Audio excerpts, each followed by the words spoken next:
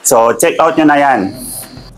Ito yung kasama sa package, meron na siyang maliit na electric fan na kung saan nandito na yung kanyang pinaka-system or yung pinaka-makina. Ayun yung kanyang switch button, may 1:2 yung speed niya. May kasama na po siyang battery at ang battery ito ay matibay, tumatagal po talaga siya. Design po talaga para sa electric fan to. Simple lang ang pagkabit nito, sinasaksak lang dyan and then yun, power on na siya. Ayan, makikita nyo naman mga bestie, ayan no. Malakas din po siya, naka number 1 lang po yan.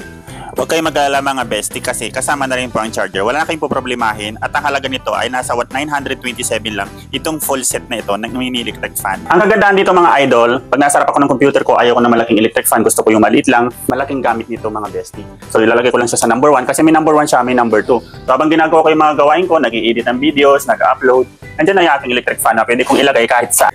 Tignan niyo mga beso, napaglapag mo lang siya, napakaliit lang niya pero malakas.